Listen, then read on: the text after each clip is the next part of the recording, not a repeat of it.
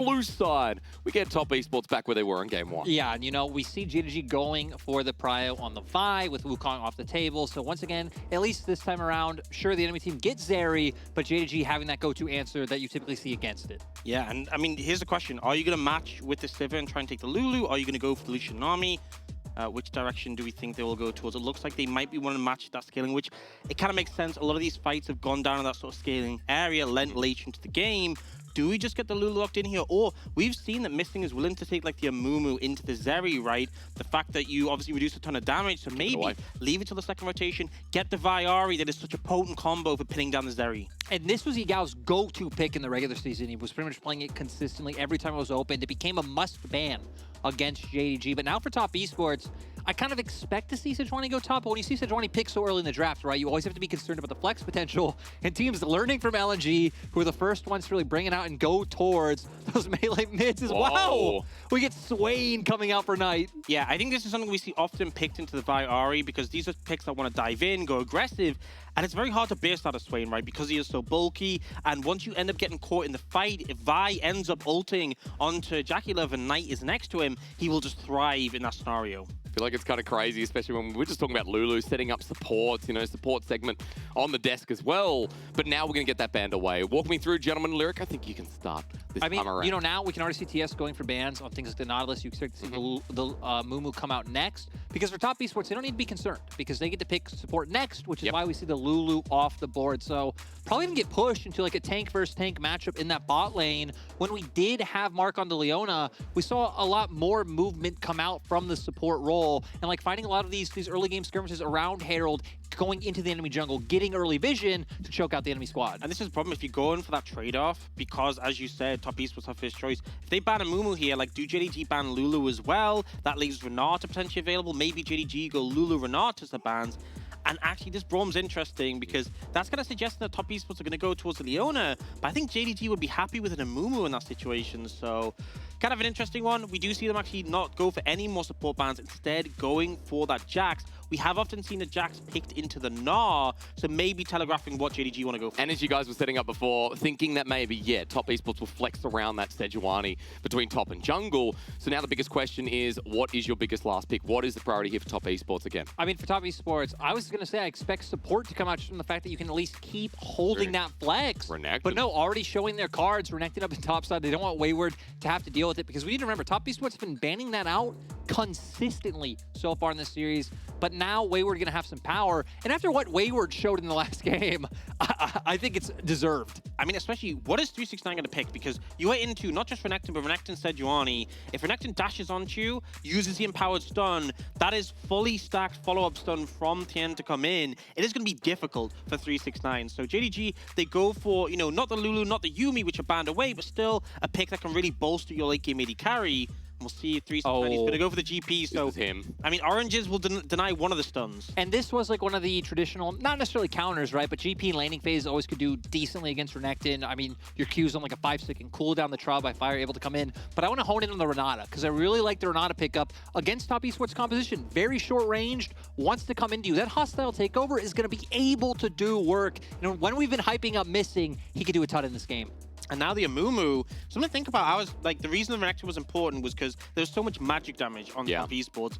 That is going to be bolstered by the Amumu. And as much as Amumu tends to get picked in a Zeri, the reason it works in a Sivir is if you Q onto the Sivir, Sivir spell shields, but you then have the other charge to follow up afterwards. And I think this game is just crazy so far because we're getting a completely different look out from TES that we really have not had so far in playoffs just yet. Again, their comp is a lot more reminiscent to something that LNG would pick up than themselves. Very brawly, very skirmishy. Interesting to see where Knight goes with his Swain build because it's a pick if you do want to go towards a mandate, you know, can come online very early and enable these earlier skirmishes. So for JDG, I think it is more standard, still a lot of like pick potential able to come through. Hope's going to scale up in the late game, but at least this time having another dynamic with the Renata hostile takeover on the board. And look, at least again with AD carries, right? If we're talking about Top Esports with the Swain mid, there is a chance we enhance JackeyLove. We came into the series today, this grand final, focusing on Hope versus JackeyLove, and it's almost funny that in game 2 it was like, oh, Wayward versus 369 is more impactful. Jungle matchup as well has also been something that we've highlighted. And coming into this third game when we're one apiece, when JDG and Top Esports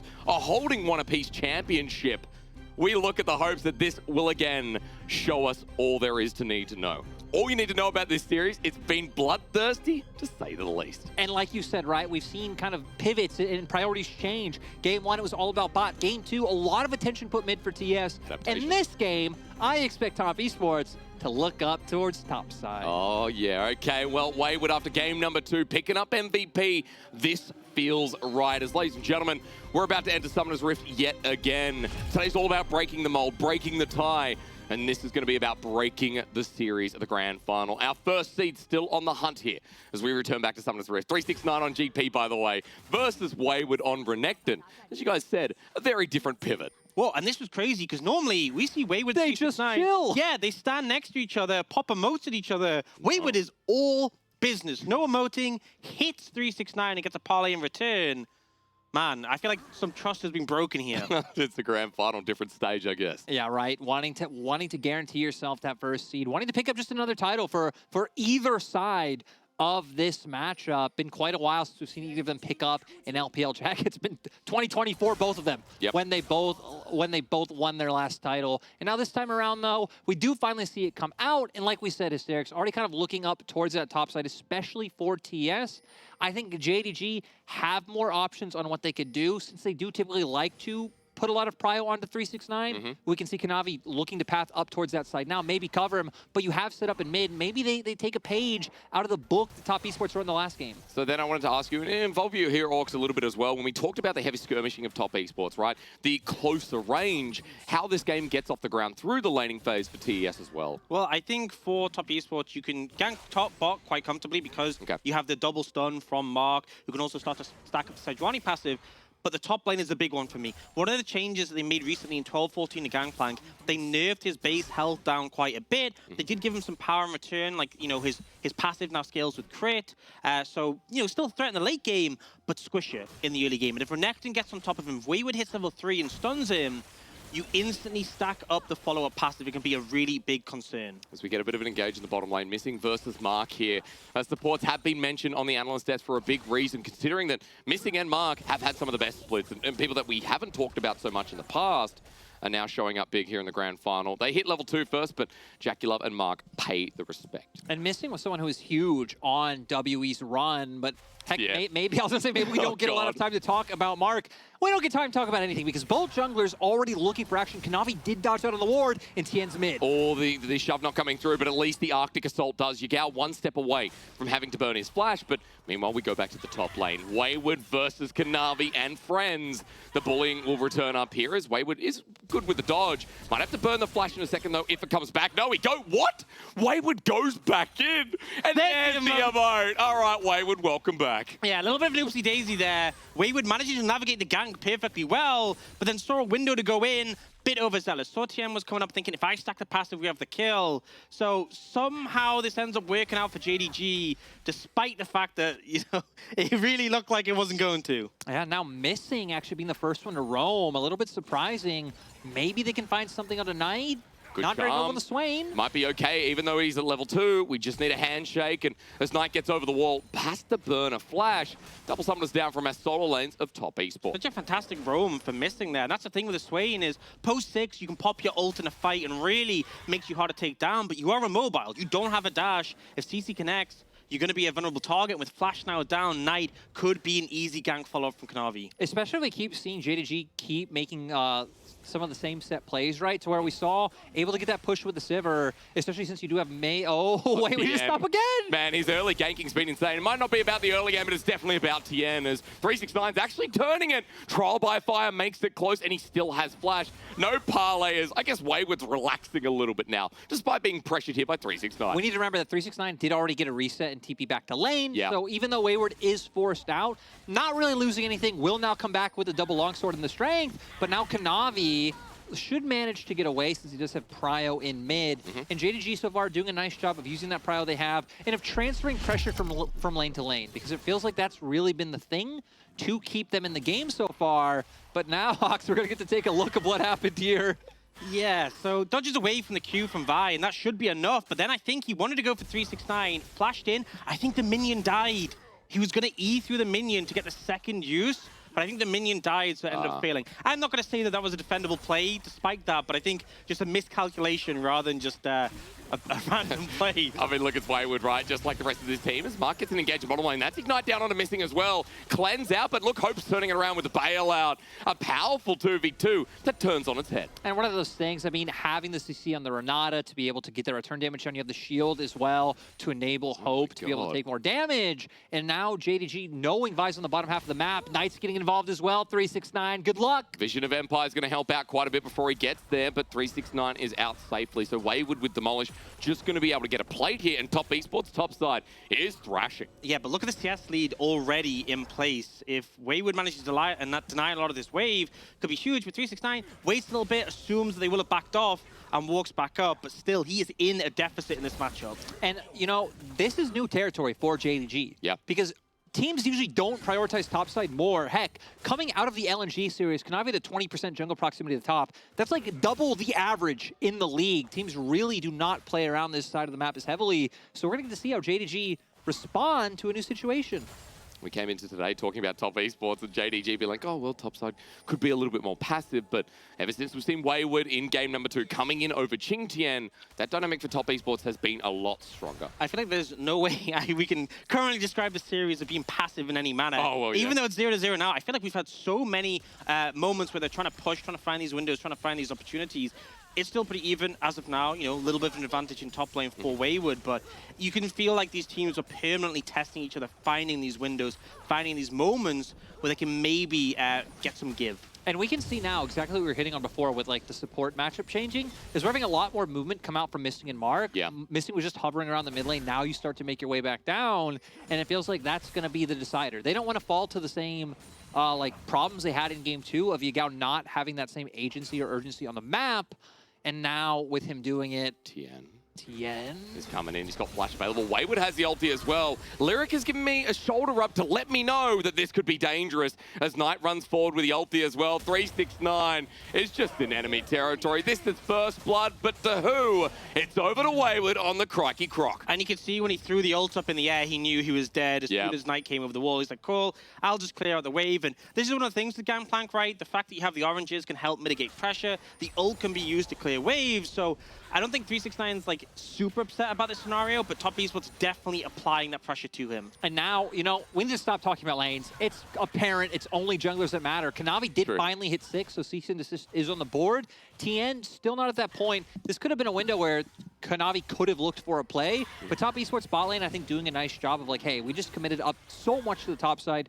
Go for a reset in the bot lane. Does open up this potential dragon for JDG, but Top Esports are going to have members here. Well, there's Lens that's going to spot it out. Knight is biding his time. Good damage out from Yagao to burn the mid laner. I guess with that, Knight is not going to be stepping any further forward. So JDG, for the first time in the series, folks, have the first dragon, considering that Top Esports coming into today. That was all we were talking about. Yeah, and there's no big tanks on the side of JDG. You know, Kanavi will get pretty bulky, but the fact it's now 9% armor MR, it does make so much of a difference to get just one Mountain Dragon in pocket for late in the game. Something I do want to note is we saw Wayward, when the Cannon Barrage cleared out the wave, Wayward didn't push it in return. He just let it stack to that point and freeze, and now, you know, 369 can't walk up without support from his team. He doesn't have flash. If Tian's there, if Knight's there, he's dead, so Kanavi has to be in the vicinity for him to be able to contest the wave. And I think Wayward, sensing that 369 walking up means Kanavi is nearby, does go and put a ward down onto the Herald. Also just a good move, right? Because one of the things about holding that wave for so long is like 369 can't answer the wave, but it does open him up to be able to move into river and potentially help out with that Herald. They had push in mid as well. They had push in bot, but nice by TS to make sure this didn't happen. Mark was actually roaming up at the same time as Wayward was roaming down, so really just doing a nice job of covering all their bases. And now with JackeyLove and Mark moving first, boys, I think we might get a bit of a tussle. Curse's Sad Mummy available as well, worth mentioning here on the Amumu support. Yeah, I think JDG can't fight this. The fact you have ult onto the Amumu, I think you go for the place in the bot lane. What we'll probably see is JackeyLove will move back down bot to cover it. I think at this point, you know Herald is yours for Top Esports, so you're just going to move both members down to defend. They will lose a little bit of farm, a little bit more damage onto the tower, but ultimately Top Esports get what they want, and there's very little recourse for JDG. And I'm curious to see where TS go with this one. I feel like top lane's such an easy spot with like how much they've already been hammering down on the Renekton versus the GP matchup. But as well, right, when you look at their composition, getting gold onto JackeyLove would still be the biggest priority in my mind. The problem is they haven't really been able to get any prio down there. With Curse of the Sad Mummy, it does open up the potential for a play. If you now rotate Tian towards bot side, you find the ultimate, that could be an avenue where you could get that down. I feel like the problem is the lack of summoners available. The lack of summoners being taken on the side of JDG's bot lane. The fact that there's still cleanse available, still flashes, hard to make the play. Whereas 369 is down flash. It's so easy to set up on him. True. And I feel like even if he cleanses the ult from Tian, the follow-up will be there, the slow field will still be in place. I think they're going to go for him. And as you talk about the wave setup so big, Wayward even ulting, flashing as well. Orange comes out, Tian now with the permafrost against the turret. The ulti's good, but top esports will not take no for an answer. Where's the counterplay? I mean, I feel like the good thing is he did throw down the cannon barrage within the wave, but I don't even think they need to use the Herald there. They got the kill on a 369, even further ahead for Wayward. He's going to demolish a plate as well. This Croc is going to be a problem. And I love that top esports don't jump the gun on just immediately dropping the Herald and be like, okay, let's get this going. Let's give 369 potential. Just hold the wave close to his inner turret and let him get strong on the GP and scale into the game. Moves over. And JDG, like, you're keeping up prio in mid and bot, but you're not turning it into anything. Yeah, I mean, they're trying to look for Tian there. They don't find the Sejuani, and there's still that Herald in pocket. So I feel like if you do overcommit on one side, we could just see Tian go for a Herald on the other side of the map. Now, we do see some pressure achieved here, and this Vi Ahri combo is so threatening. But I still think the problem is with that Herald in pocket, if you show for a play bot, your tower's gone and maybe 369 as well. Going top for the time being, though. 369 going up against Tian here. It feels like a story in the making, especially with Wayward, the rookie taking him down. We've got a 20 CS lead, we got pressure, and now Tian being shown. And we need to remember back when 369 was on TS, this was really the way to punish top esports. Yep. Especially in 2020, the way top esports played was, despite having JackeyLove in the bot lane, they put everything up towards top side because 369 pretty much always goes for the knife fights in lane. They know they were able to trust JackeyLove down in bot, and now, you know, being punished by his former team who knew what he needed. And it's so funny. So rough. It's so funny on picks like Renekton as well, right? 369, one of his most honorable picks in the LPL, I'd say, too. Orcs, they were able to push down first turret blood top, push to a 2k gold lead, another charge towards top as well. And this Renekton now with his first item, too. Yeah, and they've just deep pushed that wave in top. Wayward doesn't need to be top for a while. He can reset and head towards the dragon if he wants, and they can make a play for this in a minute. Like, this Renekton is so strong, I feel like there's no way JDG can win a straight-up fight against top esports as long as Wayward's there. No, it's once again a rough position. It feels hard to say that because we saw what happened in rough positions last Early year. game doesn't they matter. actually don't mean anything. Yeah. But when you come in, not only the strength of the Renekton, we have Tian picking up the Frostfire Gauntlet as well, and you kind of have this very strong early mid-game skirmishing topside, that can be the bridge, that can be the band-aid for Zeri to be able to get to the point where she is strong, because no one on JDG can match. Heck, you have a scaling pick like the Gangplank, you have Sivir down in bot lane, you definitely don't have the power to react. Everything from JDG right now, in my mind, has to come out from Kanavi and Yagao, and their ability to just pick someone off, you know, 2 screens away. The problem is, though, who do you pick? Because JackeyLove has cleanse, and everyone else is pretty bulky, and most of them have flash as well. If you jump on a Knight, and he is able to pop the stopwatch, he's able to pop his ult, you lose. If you jump on a Tian, you probably don't kill him in time, so I just think it's impossible to fight. They'll let 369 push up top lane, have some alone time, but you can see Wayward's already moving back. They know the dragon is theirs, and they really won't lose much on this top side. Might get a demolished proc here to get the first play, but you're right. Not much in the comparison as Wayward. The flash.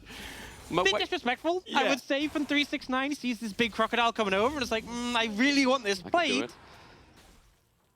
But never the case, right? I want to come back, Orcs, quickly. You know, we're looking so badly on how JDG find anything in this game, how JDG kind of stagnate the game and find an opportunity. Right now for top esports, what we're seeing is this game enveloping a little bit, but to counterpunch that a little bit, even though I brought up the point, JDG did get the first dragon. I want to ask you a little bit about how much that means in the grand scheme. I mean, it buys you 5 minutes. Bare minimum, it buys you 5 minutes before Soul, because in the state of the game at the moment, JDG just want to stall the game out. When you look at how the team fights will play out later, once his Gangplank is online, once Sivir is online, this is a very short-range composition from top esports. The ult from the Renata will be devastating. The bouncing blades will have so much impact.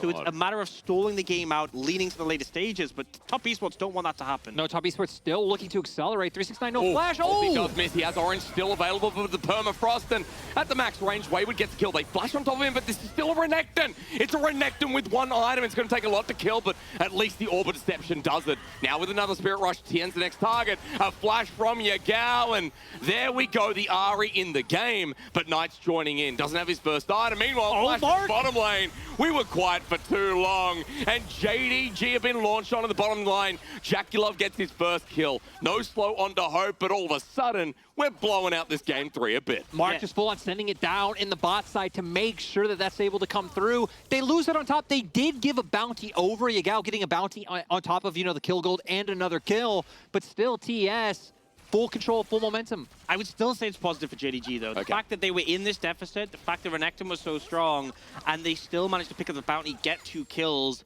it's still Top Esports doing what they want to do, but JDG, anytime they answer back, you got to feel like this is positive for them. You guys were talking about the Ahri Vi combo. We've talked about it all series long, or split long, let's be real. And Yagao having the kills does feel like it's worth mentioning, considering that this Ahri now a bit unlocked. Yeah, and we see here, just so unfortunate from Tian not able to land the ultimate. They, of course, still have the damage to be able to take him down, but now everything blown from Wayward and Tian. Nice flash from Kanavi to be able to follow up. Still had the ultimate there and available to make sure the kill goes down. And then now with Tian nowhere left to go, doesn't matter if Knight's nearby, they aren't able to save him. And I love the patience, the fact that we had the ult come out from Vi, but the charm wasn't used immediately. They managed to finish off the kill and save it for the next one. Here, just a flash ult coming in from Mark here, leaving no window to outplay and missing. Even though he burns his flash himself, he's still caught out. And I feel like just JDG feeling so pressured, right? Their bot lane pushing so far forward, knowing, hey, we're falling behind on top of the map. We need to make things happen. They've done a nice job of guaranteeing this turret, but like with all things, it is a trade. You look at where Wayward is on the tops of the map. That inner turret for JDG really close to going down, and now Tian should be able to get this Herald for free. And Wayward is at 7k gold as well. You look at Hope in response, 300 behind. You look at 369. Yeah, dude. Look, I can't see him. Oh, at the bottom. Well, unfortunate.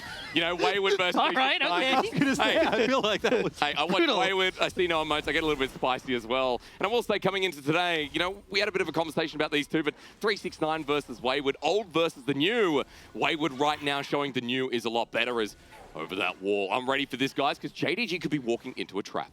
Yeah, JDG are hoping that someone from TS walk up and find a pick. I don't think there's any world there where JDG hard force into River. You're like, okay, just going to walk up, try to clear it a ward. We have the charm. We can combo that into the Vi ulti or Q and just be able to find that kill. But Top Esports, not going to fall for those shenanigans. I am feeling a little bit concerned, though, for Top Esports. Despite the fact that Renekton is ahead, it's only like a 400 gold lead. Yeah. The Ahri and the Sivir are fed. And if we go to the late game, I would much rather have a fed Sivir than a fed Renekton. They need to leverage this advantage in the mid game. They have the Herald. I want to see them take that mid-tier 1, and then they can apply more pressure, push deeper into the enemy jungle, and start to sweep up these dragons. If they give any more gold over to JDG for free, they could really start to feel in a rough spot in this game. Yeah, it's been a really interesting dynamic so far with TS with the Renekton, right? They tried to make that one play. It doesn't work out. Both of them die. They give over the bounty. And now they're not even trying to leverage or play around that Renekton strength. They're being like, hey, you're strong enough to just deal with the other members of JDG on your own, and they're going to invest more resources into playing around this bottom half of the map. But Wayward does have TP to join up in a fight at any moment. Heck, didn't even need it. Walk straight down to mid. And the play starts, right? We've got mid lane under threat. Demolish going to help out from Wayward, but Hope's able to defend here on the Sivir. So close to getting that first turret that the Herald will help out. Definitely the Herald. That's how I looked really healthy. It turns into a engage, though. Mark coming through with the ulti, but Kanavi responds immediately. JackeyLove gets targeted out, but the Zeri has built space. Bailout's good, but Tian won't give over the reset. It's a 1-for-1 with both ADs getting respect, but with the TP coming in and Knight there too. Wayward just less bounce, but missing even better with a handshake. However, can they stop this push? Oh, but the reason the Herald is alive is because Wayward TP to it. The reason they get a second tower, they do have to care, but that's going. Flushes back in. Hope has to cleanse away. Wayward with huge players. Knight now jumps on in himself. He still has flash, but with a never move, still not going forward. 369 comes over as well. He's exhausted out. Flash is to go forward in this series, I tell you that much. As Yagao now with the Spirit Rush, he has flashed himself. No, rather not, as he gets never moved to. Knight's about to die. All it takes is one more shot, but Top Esports running for their life after JDG now have Dragon in their eyes. Just great skill shot usage coming out to make sure that this can't, happen, coming out from both sides. I mean, missing with the handshake, the never move from Knight, like, once again, both dissuading the others. I gotta say, and I'm sure we'll get a replay and see it, it was so unfortunate that the hostile takeover actually didn't land on the JackeyLove, right? He's the key member that TS still playing for, but still able to get mid turret, and like we said before, right, when they're behind, everything's great for them. Yeah, I mean, but this was chaotic, I've got to say. So much back and forth, and the initial play on a Kanavi, he ends up committing in, but look at all this AoE damage done to Mark here. Gets chunked out, but the big play is the Herald was going to go down. You actually saw them looking to take it out, and then the TP saves it. And then, yes, he does get handshake away. Wayward doesn't find the play, but the Herald is there to take that second tower. If he doesn't TP to defend it, I think they just defend the tier 2 there. And now top esports, because Tian healed off the honey fruit, he's able to secure this dragon as well. So I was concerned for top esports if the game kept going in this direction. They secured a dragon, they got 2 towers mid and have a bit of a goal lead. They need more of this, but it's a good start. 700 only in that fact as well. I want to point out some items here though, because Wayward, who we've been talking about all game long, now with the Hysterics gauge, second item here for the Renekton, but 369, as we talked about before as well, isn't trailing that far behind, so definitely feels like further to conversation. For top esports, they're now going to be looking even more desperately. Yeah, I mean, especially now, right? Having the Mortal Reminder now picked up, you have 2 items on Yagao as well. Yep. So we're at a point where fights are going to be incredibly close. We're close in objectives, turrets on the board. And for JDG, they're going to start feeling more comfortable as the game goes on, playing through these side lanes. But top esports don't care about sides. Use the Vault Breaker as well. Tian has the ulti available, launches it into Kanavi. In the 1v1 now, exploded into a team fight. Tian gets ultied out, but he's popped up by the blast going, but look at where Knight is. The Swain's going to get the never move onto Yagao, taking on 3 people. Kanavi somehow getting Tian, but JackeyLove with the response. The CP comes through. Chaos is our game, apparently. Is Mark with the ulti on his deathbed. Sets up JackeyLove and cleanses away from the handshake, but it's a Zeri. It's a Zeri. It's a Zeri. And Yagao knows it. Now next on to Hope. JackeyLove first the world. If you can beat me, you're the better AD carry. But JackeyLove remains God. And we saw how important it was. Once Kanavi's down, they don't have a way to turn on a JackeyLove. They don't have a way to lock him down and get the damage to stick. And that's enough for JackeyLove to be able to take over. And with the ramped movement speed, you see 4 low health members, you know JackeyLove will never back down from that situation. This is unfortunate because Wayward is about to proc the stun for Tian, but he throws the ult, not thinking they'll get it. And then it gets very messy. This disengage comes in,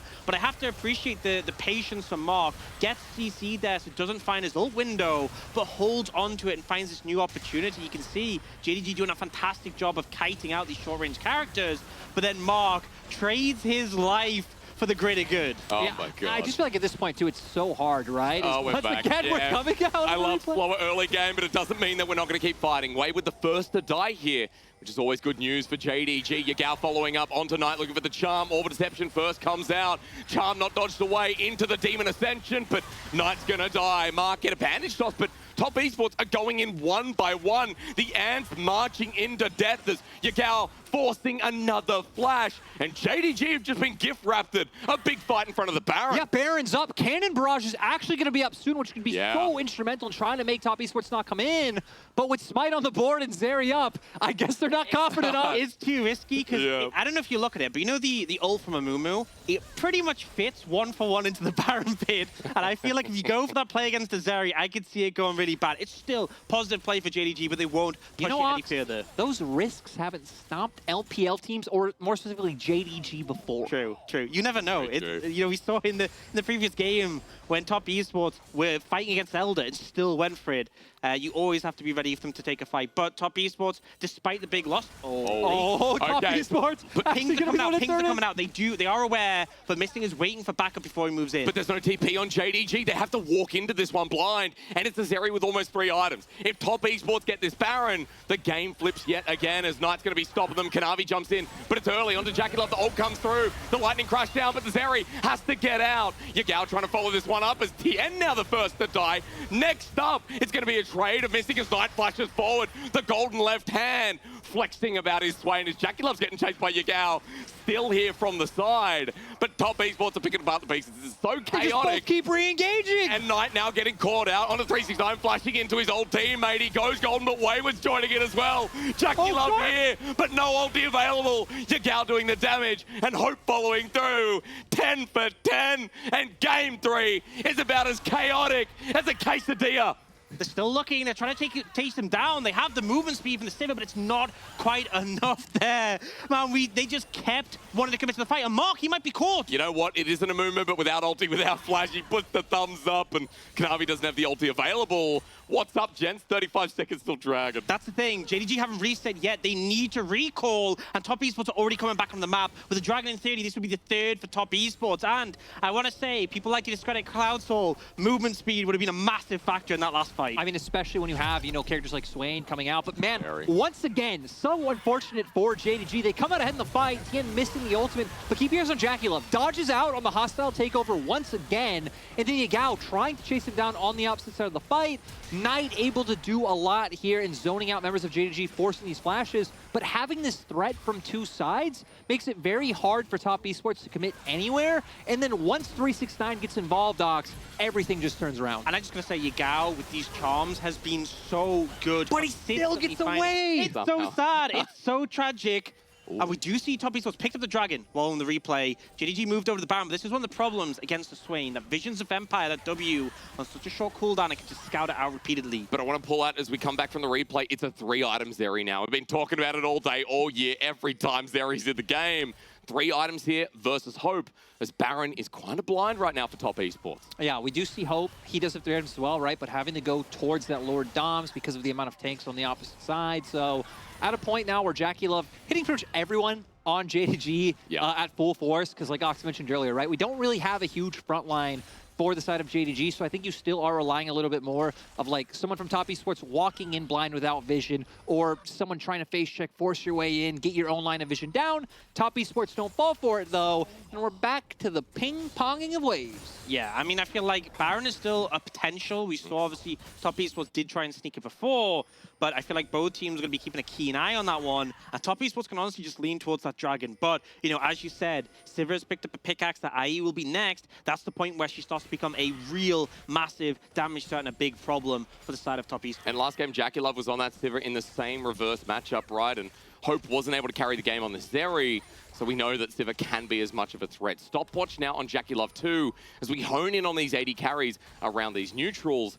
Vision's still being cleared out by Top Esports, and they've done a pretty good job of making this whole river concealed from JDG. And it's really rough, right? Now having to worry about the Zeri W coming in and Kanavi. At least now they're going to know information given away, so JDG can start pushing in mid. Oh, he gets someone in Yagao as he runs away. The first part of the ulti's now burned. Top Esports getting out as Yagao jumps on in. There's a cannon barrage too. Yagao gets the charm onto the jungler. Kanavi jumps in, but Mark's ulti hits the 3-man in the back line. And Top Esports come around the rim, ready to blow them all up. Hostile takeover is beautiful though, as Kanavi now jumps onto JackeyLove. But as the AD carry stands strong, it's up to him. He flashes forward, bailout, won't save him. JackeyLove in the heat of the fight, gets hand shook, gets golden, but Yagao waiting for him on the other side. He finally goes down. JackeyLove dies with JDG sealing the deal in game 3. And with Kanavi actually surviving this time throughout a fight, you can see JackeyLove was getting ready to pop off. The swagger and confidence were there, but Kanavi comes in with the Q, locks him down, and now able to start taking some structures on the map. As you can see, the chase down potential. Yagao on this Ahri again,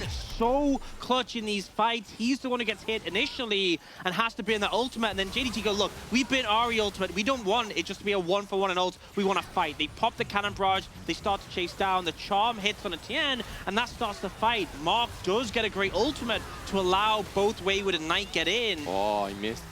Unfortunately, he didn't connect there, but look at what Yagao does right at the end. It's initially Kanavi getting on a JackeyLove, but the final charm of the fight is everything for JDG.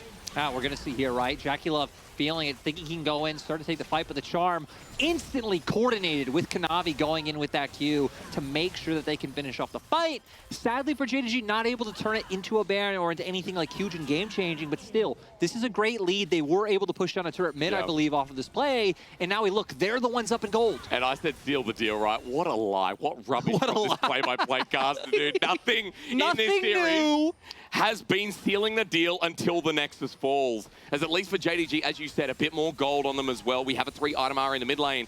Infinity Edge still not there yet for Hope Orcs, so that's a big deal still to be noted. Something to note there was the summoners, right? JackeyLove, no flashing cleanse, whereas Hope has both his summoners, so does 369, but it's the frontliners, the top esports, Wayward, Tian, Knight, all have their summoners available. So in terms of starting a fight, top esports have those tools, but in terms of finishing it, Hope is in prime position to pop off here. I feel like it kind of works the same reverse, right? Because we've seen a lot of the big impactors in this game have been Yagao and Kanavi, and like, right, they both have mobility just in their kits, they have ults available, so the potential is still there, but them not having flash as well. If JackeyLove does a great job of just, staying on the outskirts of this fight, and then Tian and Wayward can buy time, can go in with that engage that you talked about, could be quite hard for Hope to be able to find that impact. So basically, it's about who finds the better engage first, which is kind of the story of this entire series and the last semi-finals as well. Both these teams just hunting for their window, for their opportunity. Now, TP comes in from Yagao, Dragon in 25, and this would be solved for top esports. And just hilarious again. Early game doesn't matter. It's all about these team fights. And as you said, for top esports, Soul,